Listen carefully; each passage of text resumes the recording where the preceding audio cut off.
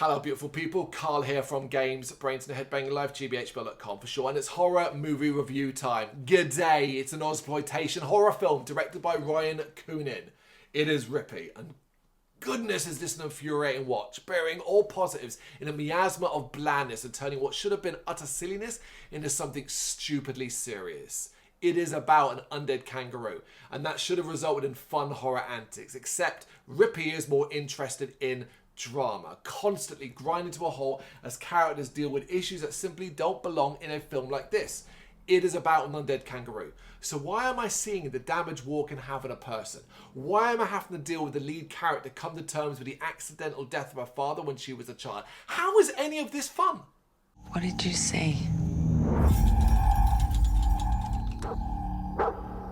Evil.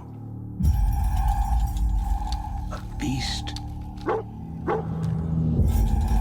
It takes all forms. It'll change you when you see it. Now listen, I want story and good characters in my horror, but there's also a time and a place. And when I press play on a film called Rippy, that is about an undead kangaroo, all I expect is mindless violence and gore. Anything less than that, and we have a problem. And Rippy is so much less than that. Maddie, played by Tess Halbrick, is an outback cop in a small town dealing with minor issues like drunken behaviour or the mad ravings of her late father's best friend, Schmitty, played by the legend it is Michael Biehn. Mad ravings that now include a huge kangaroo that didn't go down when it was shot. Of course, she doesn't believe him, but then the bodies start to turn out. Bodies that are torn apart in such a way that no human could have ever been responsible. There's a killer row on the loose, and taking it down isn't going to be easy at all. It's such a basic story, but forgivable as it promises mayhem, kangaroo-style mayhem. Except, as I've already said, it doesn't deliver. Rippy is a minor character in the grand scheme of things, with the bulk of the story spent with Maddie, Schmitty and her aunt Donna, played by Angie Milkin, and their discussions about Maddie's father and the Vietnam War. Hell, we even have a Schmitty speech that is the equivalent of war. Ain't it hell? Bite wound. Maybe it's a croc or a pack of dingoes. There were tracks. What tracks? What is that? It's just a...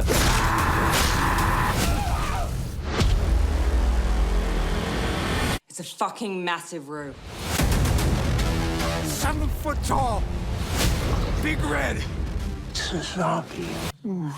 It is a baffling decision that maybe could have worked if it wasn't in a film about an undead kangaroo. Where's the fun in any of this? Great acting isn't enough to save this, nor is a cool location, decent gore effects, and a finale that at least delivers on some of the desired manic rue action. Too little too late, alas. I wanted this to be so much more. A brain-dead horror film that was hilariously silly and absurdly gory. What I got instead was a lackluster horror blended with a necessary drama that doesn't have the impact it needs because it's in a film about an undead freaking kangaroo. Oh my god, how annoying was this film? I just found myself bit by bit as it went on, just getting angrier and angrier with it. I finished it, but at the end of it, I just came away wholly disappointed, so underwhelmed. It is not a recommendation in any way, shape or form. It's just utter disappointment. But you got any thoughts you want to share, you know what to do? Let me know in the comments. Thank you very much for watching. If you've enjoyed what you've seen, please consider hitting that like and subscribe button. It does help us out. You can find us at gbhbl.com and across all social media platforms. And if you really want to give us a bit of extra support, please consider buying us a cup of coffee over on our coffee page. Thank you.